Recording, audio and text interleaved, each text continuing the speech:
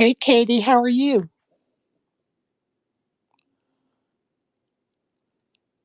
Hit that microphone button in the bottom left. There you Hi, go. Sherry. How are you? I'm good. How are you? I am good.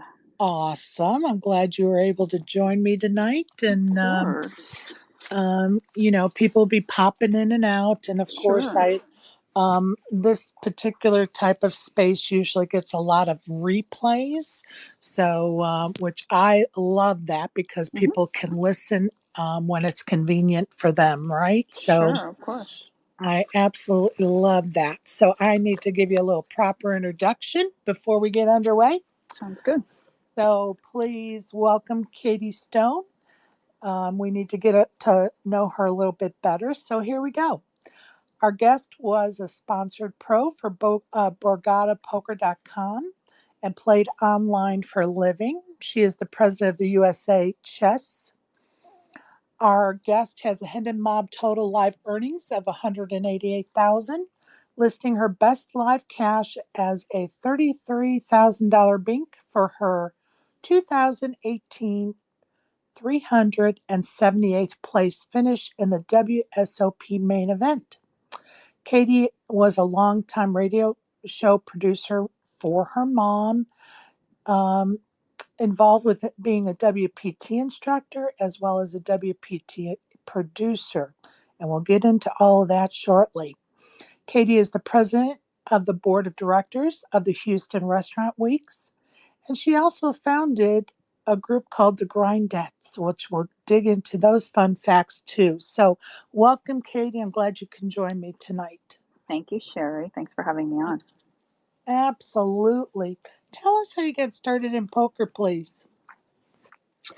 I got started in poker from the moneymaker boom, and I was, came from the chess world, and a lot of chess players had picked up the game. And so I was one of those who learned from friends and started playing mostly live in those first few years that I was playing, like 2005, 2006.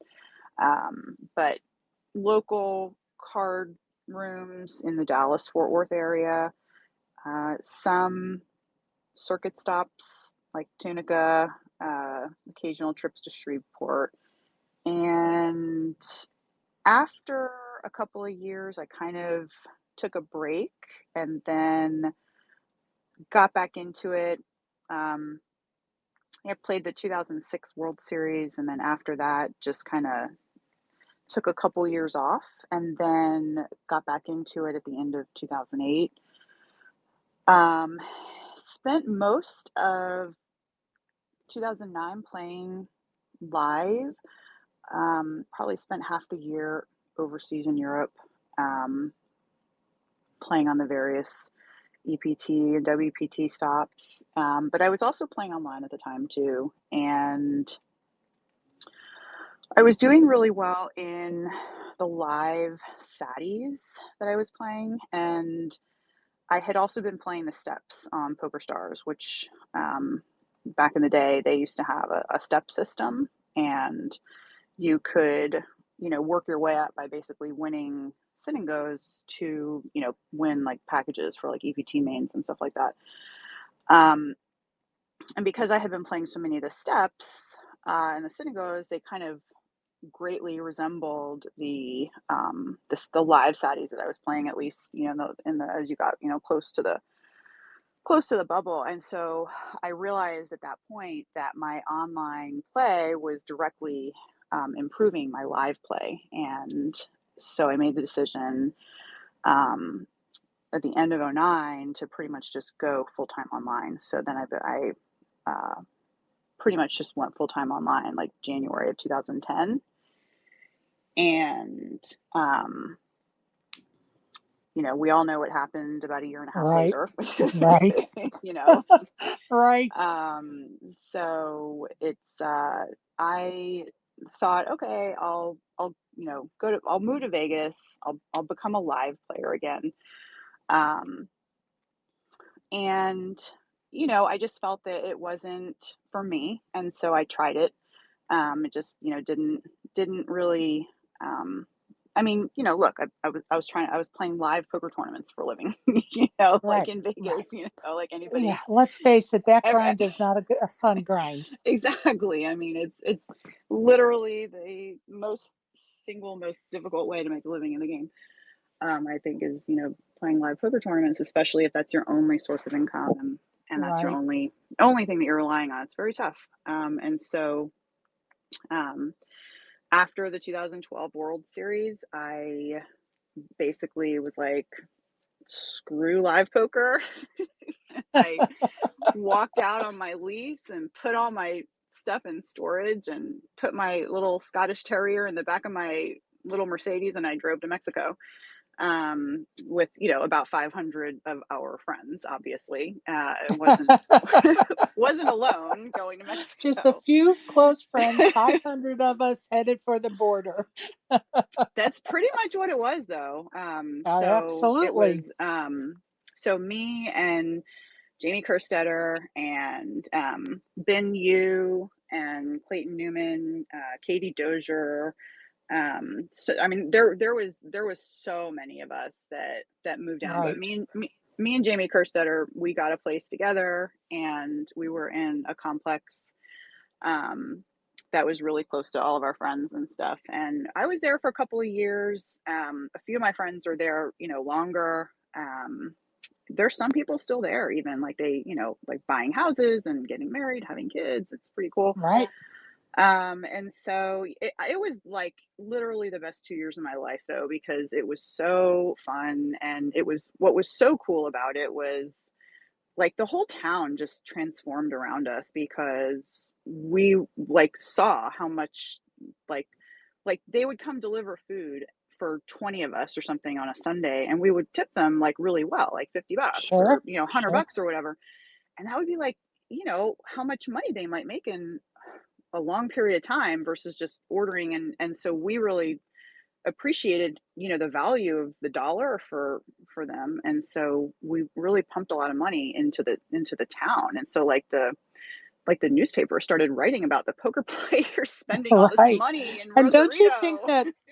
don't you think having that support system was so important at that time that you guys could lean on each other in the world of poker, let alone what you were doing to help that community thrive, right? Oh, 100%. I mean, we had the Skype chat of all Skype chats. It was I I love mean, it.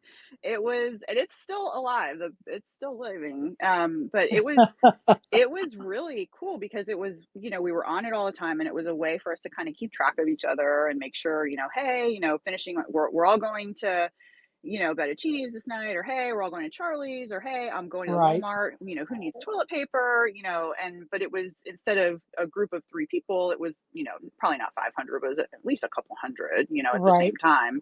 Right. And so it was, and like everybody was so nice there, and it was such a different way of life, and it was such a, like, it sucked that we all had to like leave the country, right? And it sucked that we Right. couldn't, be sitting in our living room down the street or around the corner from our parents or whatever. But we were also living in a beautiful villa, steps away from gray whales migrating to have their babies, and It breaching was, off the are you trying coast. to say that it wasn't really all that bad, huh? It wasn't all that bad, Sherry, and Imagine that. the icing on the cake is, like, who doesn't love, garlic shrimp quesadillas, a Right. few steps away from your front door at any time you need them.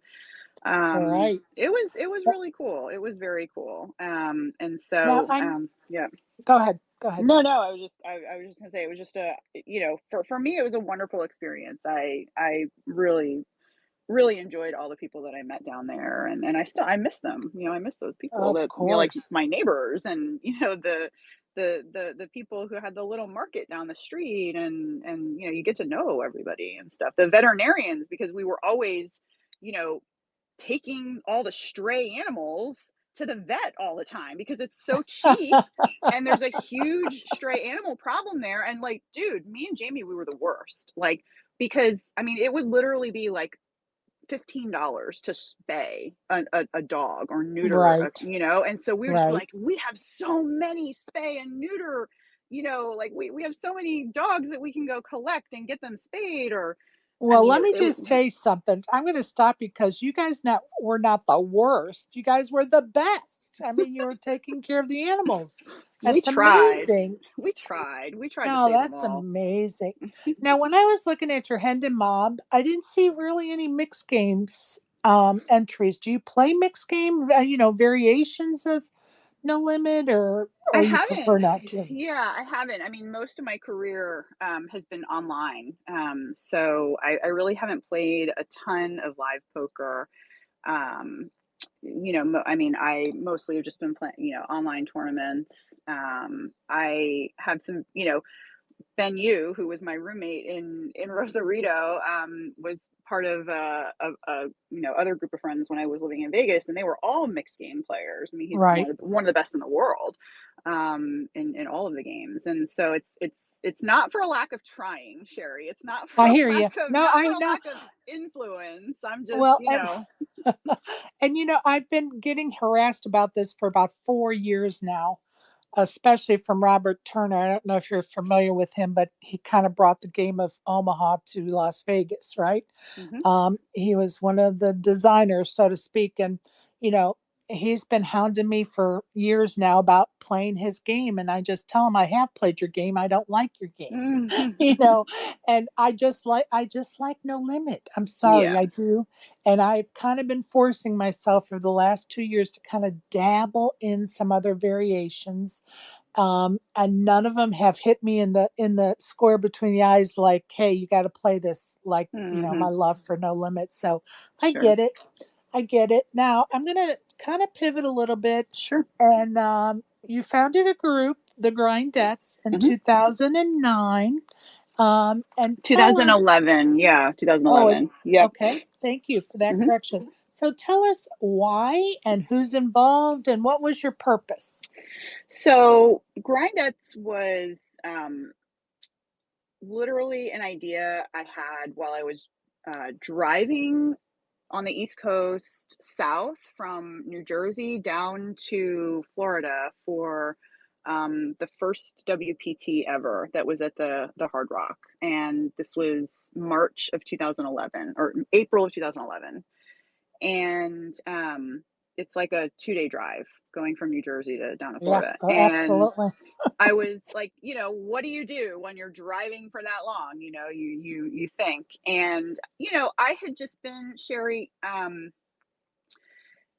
had been at that point involved in poker pretty, like, again, online, full-time online for, a Sure. good few years by that Right. point. And I was really active and, on 2+2, and I founded the women's forum on 2+2, also in 2011, later on that year in 2011. But it was really just a tough place to exist. But unfortunately for us, it was the only place really to Right. interact with poker players and to learn and And to network. to network, exactly, and to sell action. And there was a part of the forum that was, there was low stakes MTTs, mid stakes MTTs, high stakes MTTs, and you could post a hand history and get feedback from people who you didn't have access to or weren't in that Skype chat and everything like that. And it was just a way for a lot of people lurked, and a lot of people didn't really say anything. And so that the women's forum, the ladies forum, was just a nice way to have a little space for us, and it was moderated very heavily. But in that vein is also just was my frustration in there just not really being a solid space for women in the game, Right. and the majority of the women in the game at that point who were getting the majority of the focus were not women who were playing poker. They were women on the other side of the game, in a variety of roles, but mostly, just like the sexy host, and like Right. how how few pieces of clothing can we put on this girl and have her lay on the poker table and let's take pictures, like, and then that's our advertisement for the upcoming Right. poker tournament.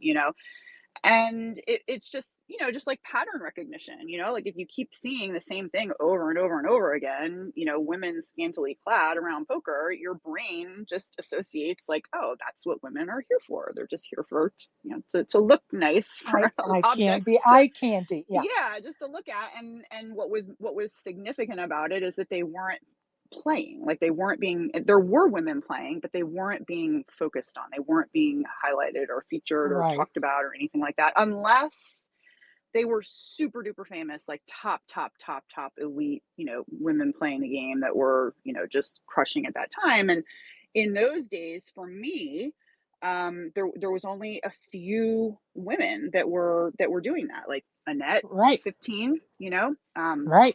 here's another name way back in the day, Lauren Kling. Right. This was another, there just weren't that many women who, Amanda Baker, Mandy B22, Lauren Kling was, I still remember screen names, Loco and Cabeza, like the Annette 15, like these were the players of the day. Right. But on the other side of that, there was just so much more focus on women who were eye candy. And so Grindettes was basically, just a way to be like, look, like there are women who are playing the game. We are all professionals from other fields. Like Jamie Kerstetter was a practicing attorney in New Jersey. Katie Dozier was a poker coach, writer, author, and a classically trained pastry chef. And Jennifer Shoddy is a world famous chess player. Right. And so Right. these are, very legitimate careers. That were all choosing to play poker. And I thought Right. that that was interesting. And I thought that that was worth attention. And I thought that that was, a healthy attention, that, we have a practicing attorney in, this incredible, jovial, witty, smart, brilliant person, now playing poker. Like that's somebody that really should be somebody that everybody knows, like And she that's really what we should brings be something. focusing on. If we're talking about women in poker, let's talk about the ones that are actually playing. Exactly. Yes. And yeah, yeah, I get it. Exactly. So it Yeah. wasn't a, and it wasn't a monetary thing. It was never Right. a, we never did anything. We never made any money or anything. We never sought to make any money. It was more Right. so of just like, like, I mean, and especially online players, because I was mostly online, and I was just like, darn. I mean, like, it just felt like there wasn't any space, and that people didn't really know that this was possible, and I, just wasn't happy with just being like lumped into a group, and so, Well, I think it's and great. yeah, I mean, it was cool, it was fun, it definitely, there were a lot of people that really got excited to follow along because um, we didn't really do much. We had like a Twitter profile and a Facebook page, and and we had some cute patches, like that. It Right. wasn't anything big. It was just, selfishly also I wanted friends in poker that weren't boys and guys, and that was the other thing too. And And it goes back to that networking. And if I have yeah, to say one thing about the women's group that is a huge focus is that networking. Because when we totally. go to a poker room, we go to a poker tournament, or we go to play cash, we are typically one of 10 or less women in the room. A lot of times I've been in a poker room and I've been the only woman in the room. Yeah, And, yes, I network with men as well, but it's nice to network with women because I actually can share a hotel room with them. And, exactly. you Exactly. know, And that's and a huge reason why you might play the next tournament and exactly. possibly couldn't, if otherwise. Yeah. Exactly. So I'm Yeah. going to pivot on a different subject, Sure. and then we're going to move on to your life in chess as well. Sure. But I know your mom, Cleverly Stone, was an original foodie in the Houston area, a lifelong restaurant correspondent and host of the Cleverly Food Talk Radio. I'm sorry to say she lost a fierce battle with cancer a few years ago, but you carry on her torch and her legacy. First, I'm sorry for your loss, Katie, for sure. And then I would like for you to tell us about how your mom, being a foodie, has morphed in to a very important community outreach legacy, please? Sure. So my mother growing up was a very well-known broadcaster here in Houston, and philanthropist. She her beat, so to speak, what she covered was food, restaurants, chefs. She used to be an editor at the major newspaper here in Houston, and then she also had a radio show on CBS Radio for 13 years, every Saturday morning from 9 to 12, and all about food and chefs. And then she also was the Fox affiliate here in Houston, Fox 26. She was their food correspondent for about 20 years, and she had basically a cooking show. And the reason it was significant is because back in the day, in the late 90s and early 2000s, she was the only person covering food and chefs and restaurants in the media, at least in Houston. And she was also the only one who covered on all three platforms: TV, radio, and print. And that's very not standard when it comes to media folks. They usually are either TV and podcast, or Right, print and podcast. They are usually not all three. right, And so what ended up happening throughout her career, though, is her platform really just continued to elevate, because anytime a famous chef would come to Houston, Wolfgang Puck or Gordon Ramsay or Emeril Lagasse, or all of these very famous, Lydia Bastianovich, all of these incredibly internationally famous chefs, because they would be promoting, either their wine or a vodka or a cookbook or something like right, that. She was the only one who would take the interviews. You have these public relations companies, booking out of New York or London or wherever, and none of the other news stations in Houston would take them. So as a result, she would kind of get them for everything. She would get them for TV, radio, print, everything. And so she would essentially just kind of like hang out with everybody, like Wolfgang, like or Phil Collins, right, these people, like really famous stars, because um, she would be able to put them on three different platforms when nobody else could, and then they would just become friends. And so she introduced a lot of these chefs to a lot of the chefs in town, and she put a lot of these chefs and restaurants on TV. And so the legacy is a big part of the legacy is helping to elevate the awareness, and giving a platform for chefs and restaurants that they didn't have. And so long story short, she ended up creating a charity event, nonprofit, that did two things.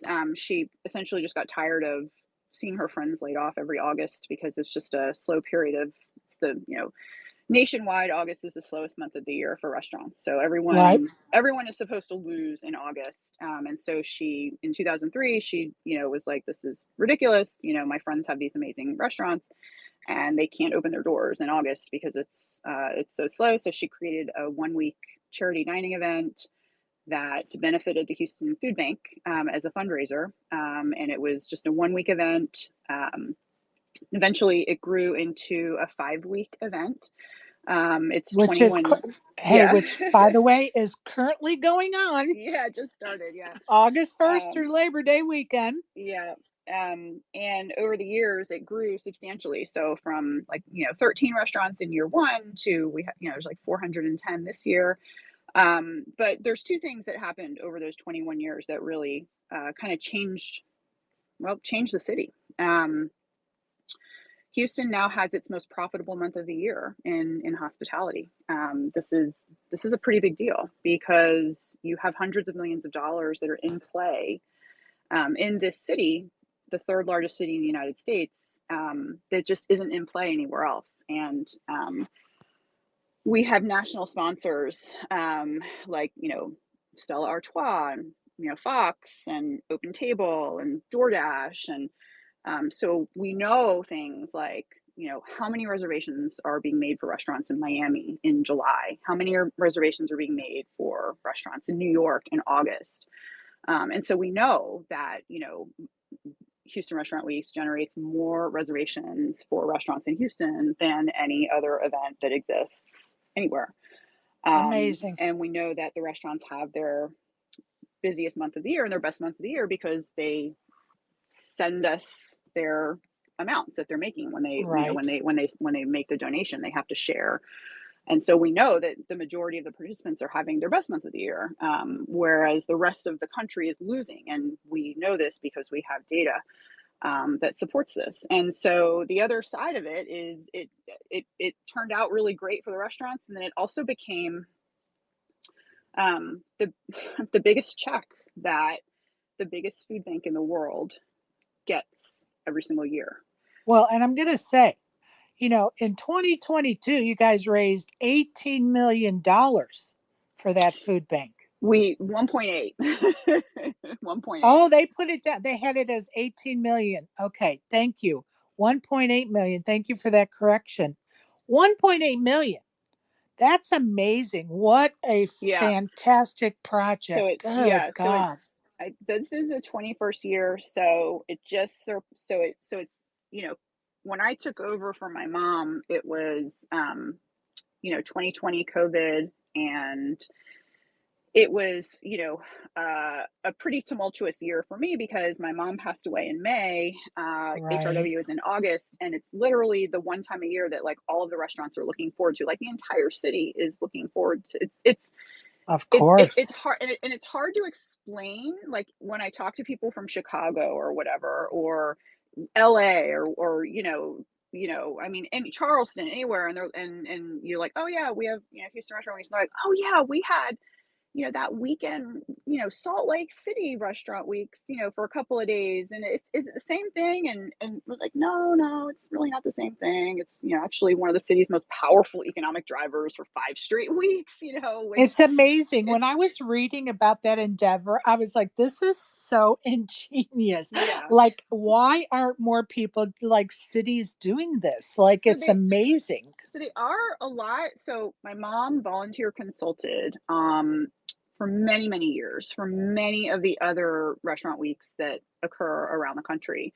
But they don't. The majority of them are owned by a media company or a radio station, and they charge the restaurants a fee, and Right. it's a pure marketing. There's no charitable. So they saw the value in taking the program as a moneymaker, but they don't have the charitable aspect, which really just is unfortunate. If you're going to take the idea, take the whole idea. Like do some Right. good. Like have a Right. net positive result. So and I continue. Probably every week I will get an email from the economic director of New Orleans or the food bank director for the Salt Lake City Food Bank, or I mean literally on a weekly basis is, I'm hi, sure. can we set up a phone call? Can you I'm help us, sure. institute? And so one of the really, this is one of the things that I think nonprofit is such a great thing for poker players to get into, as I've had to jump in and really learn a completely new world and everything. But the thing about nonprofit is you're at the end of the day you're raising money for charity, right? And so you have to figure out how to raise money. And And I it's sat on a board of a philanthropic for many years, and believe me, yeah, there's nothing more rewarding. There was yeah, nothing more rewarding. yeah. But I think poker really helped me with all of it. And it's been really interesting.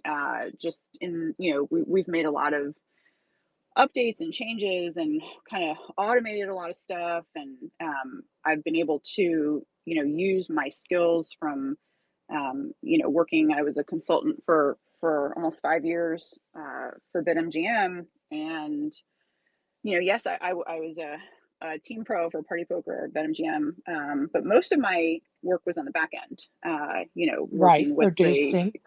just like helping Right. figure out like how is the software supposed to work? How is the poker client supposed to work? When you click this button, what happens? At this time we should have this tournament. Not at this time. We should change the structure to this. The payouts should be this. And so working with all of that functionality and, tweaking even the marketing messages and having the ability to have input on all that stuff, because I was playing on the sites full time, so Right. that's how I was making my living.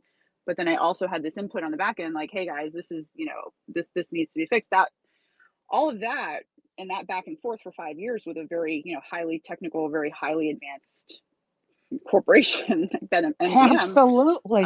really helped when it Absolutely. came time to building my own software, which, I had to create my own kind of little software client for that hadn't existed before, for all of the restaurants, and just a way to um, you know help them be more efficient, because the more efficient they can be, the more of an ROI each restaurant Of has, course.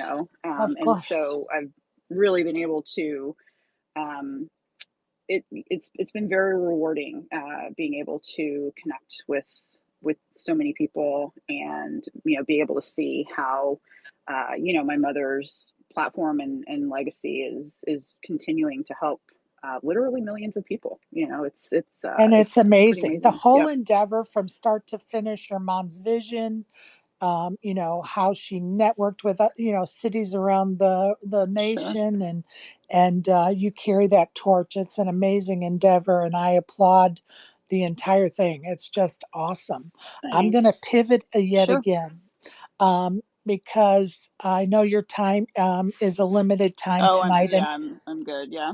okay, I appreciate that. But Sure. after diving into your background, Hmm. most would call you an overachiever, and of course I certainly do, and I'm sure my audience in the last half hour or so probably Aw. thinks the same thing, because not only is your energy contagious, but you are diving into making the world a better place. So you dabble in the world of chess and are the president of the USA Chess. um, and can you explain to our listeners the mission of your organizations and how they can, that organization, and how they can get involved, please? So I'm really not active in chess anymore. But I grew up in chess, and that is a result of my family being very involved in the game for a long time. So going back to my great grandmother, or I'm sorry, my great grandfather, who came over from Germany, and so my grandfather, his name is Donald Stone. He was a very pretty well known, uh, you know, figure in chess, in that he wasn't a very strong player, but he was, in Manhattan, he was a very avid supporter of the game, and players like Bobby Fischer. So Love it. he just had a very strong history, mostly in, financially supporting. For example, like he would like the U.S. has several teams that they would send over for international competitions overseas, and so he would be the guy that would pay for, like, the U.S. blind team to go play in Reykjavik or London or something, and then he would accompany the team across, and go to the tournaments and stuff. And so as a result, everyone in my family learned chess at age 3. And so I had a chess teacher, all through school, lessons every weekend and tournaments and stuff. And it was a very important part of growing up for us, because my chess teacher was a friend of my grandfather's. And so, my grandfather actually watched him grow up, which was kind of cool in chess. And it gave him so much joy. And it was just something that brought us together. And I we love it. would enjoy talking to each other. And I personally enjoyed the social aspect of chess much Sure. more than the competitive aspect. I made some really great friends, and I had some great times. And so, yeah, long story short, I ended up going to college. I was a part of the chess program at UT Dallas. It was the very first year that it was in existence, and that was really fun. And again, just amazing experiences. And while I was in college, I needed to earn money. And so I, basically was like, okay, I can do a couple of things. I went to a lot of summer camps when I was a kid, and I can teach chess to 8-year-olds. I can Right. do this. So I started a 1 week chess camp that happened in Dallas, and there was like 72 kids that first week. And long story short, within 5 years, I had expanded the concept to over 100 cities across the US. I had about 40 people working for me, and I had physical offices in Washington, D.C., Dallas, and Houston, with instructors in each city teaching approximately 50 to 60 like after school and in curriculum school programs throughout the year, in addition to a very robust summer of 100 chess camps across the country.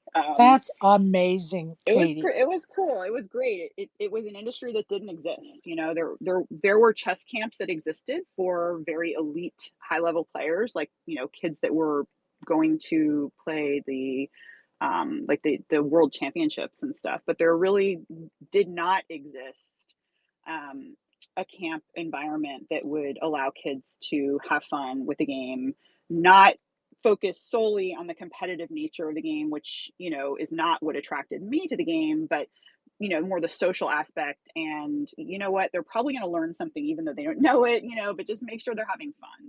Right. That was my strategy with the camps. If you win the game or you lose the game, I don't care. Did you have fun? And did you at least try to make an improvement? And that was the focus. And not focusing on the end result with the kids is Right. just it worked. And so it really expanded quickly. And yeah, it's a pretty cool, like, when you think about it, my grandpa, getting me those chess lessons, he probably never thought that anything like this would happen. But he, I mean, we probably, I mean, there's hundreds of thousands of kids. I mean, like, I teaching, love it. like, because it was for years, and I had so many teachers that were working and stuff. And so it was a pretty big endeavor. And then I ended up selling most of my shares of the company. And then I stayed on in the mid 2000s. I was very young, and I stayed on for a couple of years as a vice president, to help the new owners and transition, which was really great Right. because they were good. And I had, all these ideas about expanding to different kinds of camps. I just, didn't really know how to do it at that point, and they did it, and it was great.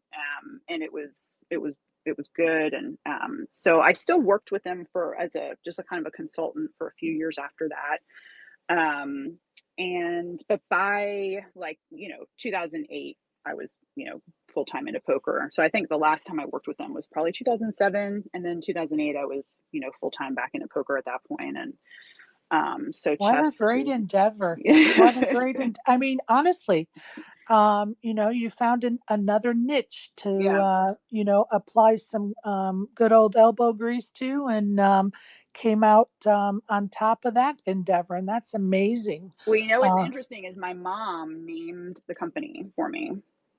So it was oh, USA Chess. Yeah, she named it for me. oh, And I back in the love that. day, like, everything I did, like, every flyer I would make, every brochure I would make, like, anything I would make, I would send it to my mom, and, like, we would communicate. She would help me, make it better, and then I would, send it out. And so she had a huge influence in I love helping me that. to make that company successful. Yeah. Love that. So, okay, in the recent days in the world of chess, Yes. it's kind of it been shaken up, right? Yes. And poor Jen Shahadi had to file a 6-count complaint and stand up for herself and other victims. Do you want to, do you have anything you want to get out there on that topic? Whew. Well, it's a tough one, Sherry. Yep, it is. I think that I think everyone looking from the outside in can probably see that there's something wrong. You know, Right. Actually, there's something very wrong in the leadership in that organization, which is USCF, U.S. Chess Federation. And it's really sad because I'm somebody who, Jen is my best friend. Right. We literally grew up, like I'm a few years older than her, and growing up, I mean, just think about this. Like growing up, you get like chess magazines in the mail, like, and we used to. There's Chess Life magazine. It's imprint, and then there used to be, I don't even know if they have it, but Scholastic magazine called Schoolmates, and it would feature like the top US players, where in the world they are and what they were Sure. doing. And like we all grew up like watching Jen and her brother Greg, like they were the most successful, like biggest hope, from the United States, chess players that were like going out and winning international competitions. And from my generation, that was the first we'd ever seen, somebody from the United States going out and winning like that. Let alone the fact you knew him, right? Exactly. Well, no, actually, no, I didn't know her. We were not friends until later in life. Oh, interesting. That's another secret reason for grindettes, because Oh. Jen wasn't 100% sure that she was going to stick with poker. And I was like, no, grindettes is going to help you stick with poker, damn it. And she did, damn it, and she'll be the first to tell you. I mean, I she'll be the love it. first to tell you that this is what happened. But yeah, I I mean, love that.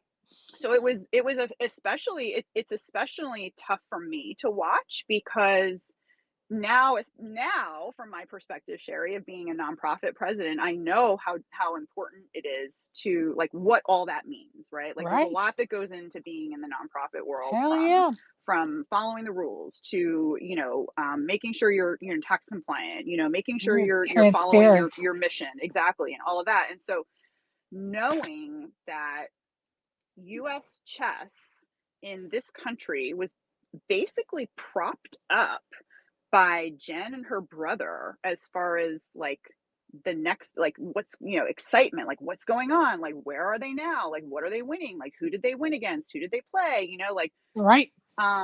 just because you can't manufacture that, right? Like, and it's the same thing, that poker is always looking for. It's the stories, and how can people be engaged and engaging, and what is going to bring new players to the game. Well, that was Jen and Greg Shahade for a long time, and the US Chess Federation benefited from that because they grew the game exponentially. So it's especially tough to see, something like this happen, because um, they're just incredible people, and the work they've done is immeasurable. And, Jen, talking about Jen and the work that she's done for just women, worldwide, is just not something that is comparable. And I think it's just very sad. And I hope And they deserve better. they do. Yeah, we all do, Sherry. Yeah, they We all deserve, deserve. Yeah, absolutely deserve yeah. better. The kids do. I mean, and coming from, like this is the other part of it too. When I was running, all of those chess camps, we weren't super, encouraging for them to start playing tournaments, but inevitably there would be a lot of kids that would come out of the camp and want to get involved in tournaments. And so we Sure. would very carefully, recommend, okay, here's a few books, you can get a Scholastic membership, and, whatever. And, but it wasn't for everybody, but at the Right. same time, like I was still running tournaments. Like I was still organizing tournaments. I was an international organizer. Like I was the first chair of the college chess committee, like ever created. Like I had a real tie. My grandfather was just, very like, back in the day, like he was really involved. Like he loved the game, and he gave a lot to the game, and so did my great grandfather. And so for me, Right. it's personal. It's like, wait a minute, this organization plays an important role in my personal history. And then I went on to promote the game to, hundreds of thousands of kids or whatever. And this is happening. So it's really not great. No, It's very and I get sad. it. And it is very sad. And hopefully that's going to get worked out, and those that aren't behaving themselves are going to get exposed, and they're going to move on in life to to whatever consequences, and hopefully that'll give some peace of mind to Jen and all those involved, Yeah. because they certainly deserve that. Yeah. I'm going to pivot Sure. again and talk talk a little bit more about your relationship with the WPT. Are you still working for them, producing for them, and are you still an instructor? Tell us about that. So I started commentating for WPT in 2018. And I was still living in New Jersey at that point. And it was, it was something that I got a decent amount of broadcasting opportunities in poker because I had experience from my mom. I had Right, produced her radio show for a few years, and I had done numerous TV stuff with, not on air with her, but going with her to do TV. And so, knowing all about the timing and, just everything that goes along with being in a live television studio and needing to know what you're doing from a young age, and like the pressure of not messing up what your mom is doing. And so I knew to take it very seriously from an early age because she was on TV. My friends could watch her. They could open a newspaper and see her photo. This is right, what I grew up with. Um, and so because of that experience, I got a decent amount of broadcasting opportunities in poker, just because I was experienced with the front end and the back end, and so that was fun. It was for a few years. It was really cool. But then I had to move to Texas and move to Houston, so it's couldn't continue, being working with BetMGM either, because that's everything was based in New Jersey. And so right. this was a big decision for me, Sherry. Well, Because that was a full life pivot, wasn't yeah, it? total life pivot, and it was like right around the time where my son was starting kindergarten in a year, and so I really had to make that big decision where I was gonna home base. And so yeah, that was it. It was great though. It was helpful because then when I came back to Houston, and then stepped into my mom's role, it also includes a very prominent broadcasting role here in Houston, and so on Fox 26. So I don't even know if you know about that, but I'm a TV host. So I have a live television show on Fox 26. I Um, didn't know that. Tell us about it. yeah, so I um, know because you have so much spare time. Go ahead. yeah, I actually shot 2 episodes today. Yeah, it's called Foodies and Friends on Fox 26. You can watch it if you have a smart TV. You can download the Fox local app, and then you choose Houston. You'll see it there. Otherwise, if you're in Houston, you can turn on the TV at. So because I'm in season right now, the show is on 4 days a week. It's so I do it 4 days a week, like Monday, Tuesday, Wednesday, Friday. But out of season, meaning like September, October, November, December, January, March, April, May, June. It's just on Tuesdays from 10:30 in the morning. Good for Um, you, Katie. dude, Good for you. it was like Your mom is smiling so big I down hope. upon you. I hope. It was tough though getting to Vegas for 3 weeks because I had to record all Sure. these episodes in advance. Oh my god! I was It's like, almost, it's that old adage, right? Oh, I'm going on vacation. I'm so excited. And then you come back from vacation. You're like, oh my God, why did I go on vacation? My exactly. desk is styled a Yeah, stacked high, right? exactly. Yeah. But you had it So on the front end. yeah, so I had to record a bunch to get to Vegas, but it was fine. It just forces you to be more organized, which is never a bad thing. So Well, it's yeah, since I got to benefit you being in Vegas, I'm happy you went through all that hard work on the front yes, end. it was good to see you. Yes, It for was sure. good to see So you. And I'm going to tell our listeners if you have any questions or comments for Katie, please click on that request button in the bottom left. You know what to do. And welcome, Donna. Do you have any questions or comments for Katie? oh hey Donna, She may have fallen asleep on us. I You know, think she's on mute. Yeah. She's on the UK schedule, so she may have dozed off. So we'll give her a minute if she comes back to us. But I like to do a little thing called rapid fire. Are you Mm-hmm. ready? Oh yes, I'm ready, Sherry. Okay, good. Beer or wine? Oh, you start with the tough ones. Thought you Give were me a ready. break. You know what? I'm gonna stay on brand here and go with Stella Artois. I'm gonna Ah, say Stella Artois. They are one of my sponsors, longtime sponsors. So yes, we're all going right. Stella, baby. Actually, I do. I'm not. That's the thing. I'm not a drinker. Right. So I'm not the person that is having wine with my meal. I very, very rarely drink beer.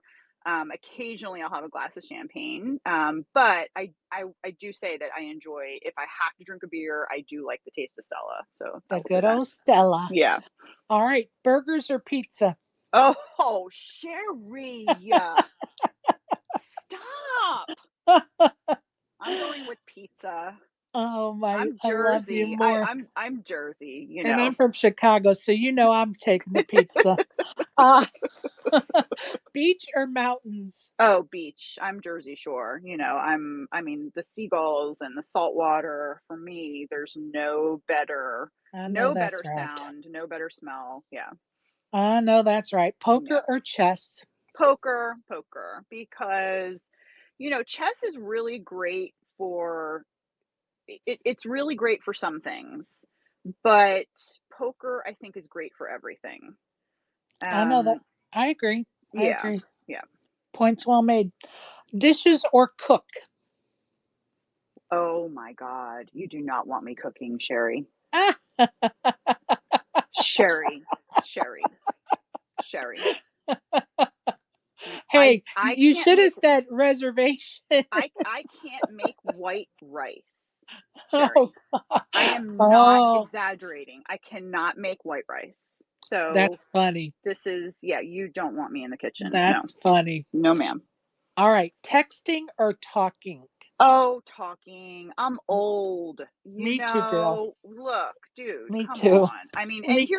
here's the thing. Here's the thing. You know what happens too, especially like in my life now in nonprofit, and like, like I talk to a very wide range of people. Like Right. I can be talking to, today, for example, I did a telephone interview with the Houston Business Journal, a reporter, and I recorded two 30-minute episodes of my show with chefs and PR people and production and all that. And then I had a 15-minute on-air call-in interview with ESPN. It's, there's just always something, Right. you never know what's going to happen, right? And Right. it's just helpful. Absolutely. All right. And the last one, sourdough or wheat? Ooh, sourdough. Oh my Uh, gosh. I'm so glad you said that. I would have Oh, been disappointed if you would have said wheat. I'm hold just on. telling Do you like it you is. so you know what challah bread is? No. So challah bread is, it's like it's a Jewish, uh culture, the bread that they make, like on Fridays, so it's a religious, we're not Jewish, we're not religious or anything. However, my I love sourdough and I love my challah. I Well, just I'm going love to have challah. to try to. Hold on, the best kind of challah is sourdough challah. That's what I'm saying. If you like sourdough, Oh, go find some sourdough challah bread, because I'm going to. your life will be changed forever. I will make mental note of that. Yes, and I have a friend of mine. She actually makes her sourdough challah in her kosher kitchen, and so I can tell you without a doubt, it is just a life changing experience. So yeah. Sounds amazing. Yeah. Now, even though we talked a little bit about it, I want you to kind of give some details because the restaurant weeks are going on right now, as I said, August 1st through Labor Day weekend. So, kind of tell people how they could enjoy some of those treats being offered by the restaurants, Well, first thing is that have to be in Houston. That's the right? first thing. Right? And the second thing is all you would have to do is, just go to one of the restaurants participating, and then you would order off of the special menu, which is the HRW menu, and And that's it. You don't have to do anything else. The restaurants keep track of how many meals they sell, and then they make a donation based on how many meals they sell. And it's really easy. It's the nice thing about it, and one of the big reasons that my mom created it was she wanted people not only to realize what an incredible international and diverse city Houston was, because we came from New York, and when I was Right. 11, and most most international city in the world, just amazing. Um, when we got to Houston, it wasn't what we expected. It was, I mean, I literally thought I was going to be riding a horse to school. I didn't think, like, when she No, said, the reason I'm laughing is because I moved to Georgia 30 years ago, yep, and I had some of those same kind of, you know, yeah, notions of what I thought it was yeah, going to be like. So I yeah, get it. this is the early 90s. And so this is, I'm a little kid.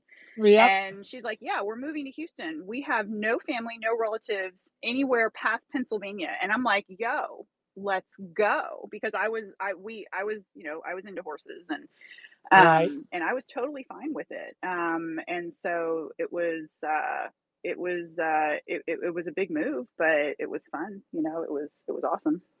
I love it. Well, I want to kind of give the price for these. They're prefixed menus, right, at Yep. the restaurants, and Yes. so the brunch and or lunch, it's $25, Yes. and Brunch for and the lunch is dinner, 25. Yep. yeah, and dinner is either 39 or 55. So I just Yes. kind of wanted to give folks some information so they would know, like, what kind of price ranges we're talking about. We're not doing a Michelin menu here.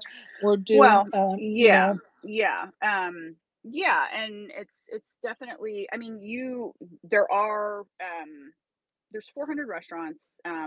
We do not have any Michelin starred restaurants in Houston. However, there's restaurant groups that have Michelin stars that are in Houston. Just like, right, for example, there's one restaurant in Houston called Le Jardinier, and this is a very famous concept. There are multiple locations around the world, and it is a Michelin star rated restaurant, and some say it is one of the best chances that Houston has to get a star. As I'm sure you just saw the news a few weeks ago, Michelin announced they are coming to Texas. It was a big, big deal. Took over the whole news cycle for a while here in the city. And so, that's it exciting. is exciting, yeah. And so they might have the best chance, but the HRW, the event is designed to introduce people to restaurants that they haven't been to before. Le Jardinier is a great example because the $55 dinner is extra valuable at that restaurant because they have $55 appetizers on their menu. so you're Amen.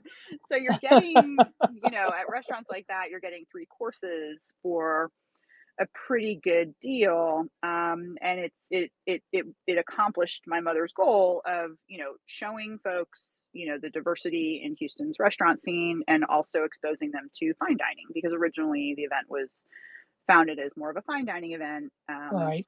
to expose diners to fine dining. And it's kind of cool because I know, like, there's parents in my son's class, he's going into third grade, who went to college in Houston, and they tell me how Houston Restaurant Weeks was, the price point back then was $35. It was just one price point. Right. But they're like, Houston Restaurant Weeks was the only way that we were able to afford how to eat, like, out, like, nice during, like, fine dining, like, because we were like broke college students, and Right. we couldn't afford, the only way we could go to Brennan's, was during Houston Restaurant Weeks. And so that's, pretty much what, the folks in the city have grown up with over the last 2 decades. And so And guess what? That's not a bad thing, right? it's That's not, not a bad thing. it's really not. I love that. Yeah, it's nice because it's also, there's just such a trickle down effect, and Hell yeah. it really has kind of altered um, the flavor of the city in a very, very positive way, as far as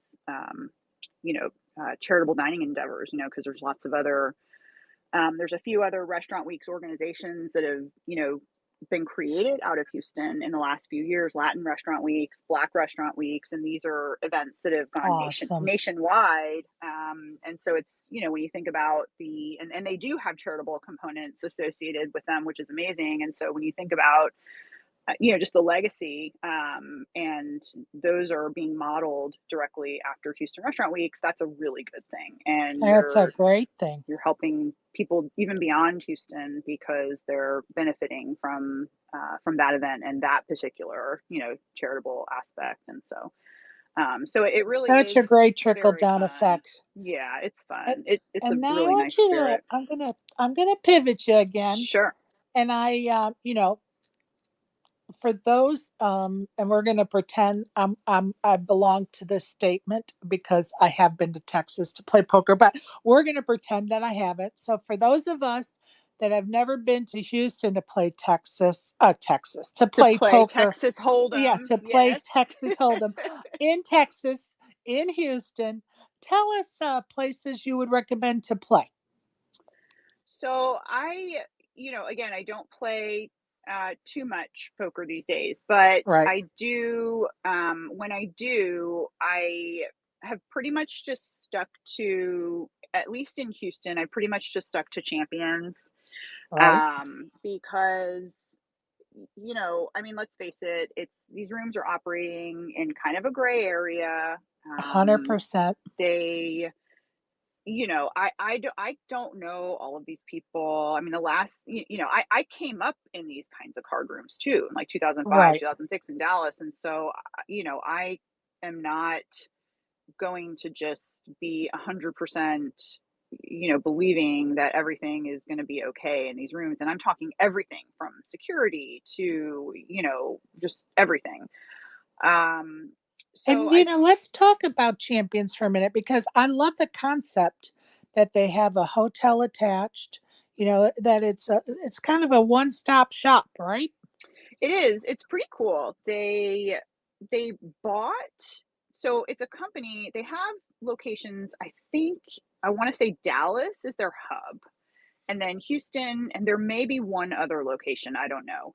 Okay. But basically they bought a really famous like restaurant in Dallas on a very famous road. Like it's the kind of thing like when you're going on the highway and the restaurant is like it's like on a curve on the highway and it's like a building that you just don't miss, and like that building when like you're literally talking to people like, "Oh yeah, when you go past that building, it's the next exit past that building." Well, they bought Right. that building, and then they bought an old La Quinta hotel. It was some kind of hotel here, and what they're doing is they're renovating these buildings into, like you said, one-stop shop, but they're doing it in a way that is at least I haven't seen before. I haven't, and I've, like you, Yeah, I've traveled all over to play poker.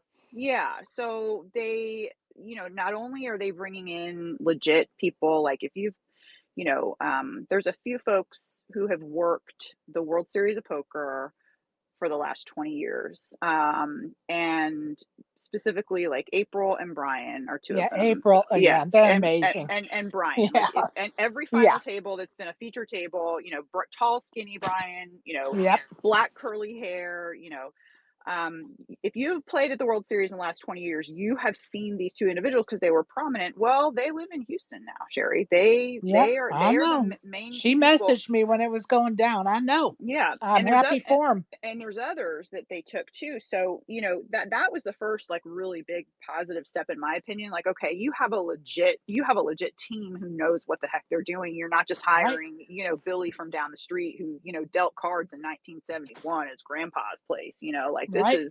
this is legit people. And then on top of that, they are really kind of, this is where they kind of deviate. They have a contract with Poker Go, to come out like 4 or 5 times a year to Right. do like broadcasting and streaming at their various events. And they built this huge mobile broadcasting studio. It's a huge semi truck. It's a very impressive, probably very expensive thing. And Brent Hanks and Jeff Platt, they come out to Texas and they get in I this think truck they're coming and this. I think they're there this weekend, isn't yeah. it? Yeah, Oh, I don't. this Oh, weekend. Yeah, maybe. Yeah, it's there's a either series this going weekend or on, next or next weekend. Yeah, weekend. Yeah. So, that really elevates, just it brings a completely other sense of, what they're trying to accomplish. I mean, obviously costing them money, this is a big investment. And then the third kind of big side to this that they're doing, which is again where they deviate, which we really haven't seen before, is they're really leaning into the hospitality aspect. So, and I don't think that this is an accident. I think a lot of it is due to the fact that we're in Texas. It's a very heavy hospitality climate, meaning it is a completely different culture, like on the East Coast, completely different culture on the West Coast. right. Texas has its own It's its personality, own. It's its own. Yeah, but it's it's its own good. beast. But it's Yeah, good. It's it's good. fabulous. Yeah, it's It's very, fabulous. very accommodating, Yeah, very, and so that really, comes through in all aspects of dealing with people, whether you're talking to, whether at the grocery store, checking out, or you are, in the poker room, or you're at a restaurant, or very there's just a hospitable. very hospitable, very, very pleasing, wanting to make your stay happy, wanting to make sure you're having a good time. And, quite frankly, Sherry, this is something that it has been visibly lacking, I think, from the majority of poker rooms in this country. It feels like hospitality kind of, and I said this at the TDA summit, it feels like hospitality just kind of stops at the door. Yep, And as soon as you walk through those into that poker room, it's just different. So these guys have hired like a 5-star, like fine dining guy, like hotel, like yep, elite, like guy that, and that's the guy. He's not managing the restaurant. He's managing everything. Like he's managing the poker room. He's managing the culture, the climate, like everything that goes on, because there's, servers and he's managing it all, everything. And they are like building, they're creating some more restaurants. And I just kind of know these guys from afar. I talk to them occasionally, and I just right. say like, "Hey, what are you doing?" Da da da. But it is pretty incredible what they're doing. I think they're on the right path, and I think they're setting the bar yeah, and the model that's yeah. going to be emulated in many places in the United States. I hope so. I hope so. I really Because do. it's really nice, right? And so that is pretty much the only place that I will play, because I know that it's going to be safe. They have HPD, Houston Police, there as full time security. So, I mean, Sherry, look, like, do I want to be walking into a poker room with 4 fully armed policemen, like standing at the door? No, I'm not choosing to do that, right? But Right. if I have to do that because I want to go play this 1600, $2 million guarantee, and it's 7 minutes away from my house, I'm very appreciative of those HPD gentlemen. I'm Absolutely. very appreciative of their Well, presence and I'm because even more appreciative when I'm going out the door at 3 in the morning and need exactly, an escort to my car, right? exactly. So there's that. There's a few other rooms around Houston. Honestly, Sherry, I'm not a gambler. I like Right. to have an edge in any game that I attempt, and so Sure. I'm not gonna gamble and go to these other rooms where I don't know the folks, and I don't know the people running the room, and I don't know the people dealing the cards, and I don't know the people working all that stuff, and so I just choose a little bit more of a surer thing. I hear you. I hear Yeah. you. And I appreciate that insight you gave Yeah. us. And, Sure. I typically try to keep the interviews to an hour and a half. And, Sure. you sent me a DM earlier that you had some things to do tonight. So I appreciate the extra time you gave us.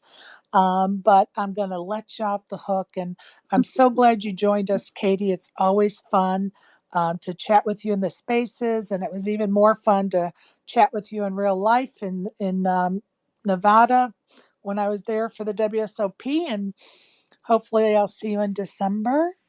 Yes. Yes. Oh, yes, for sure. Yes, Yes. hopefully. Okay, cool. Yeah, we definitely have to get out there and hopefully spend some more time together. That will be amazing. I will look forward to it. But again, thank you for being my guest this evening, and we shall talk again soon, my friend. Thank you, ma'am. Have a good weekend. Thank you. And thank you, listeners. Appreciate you all. Good night.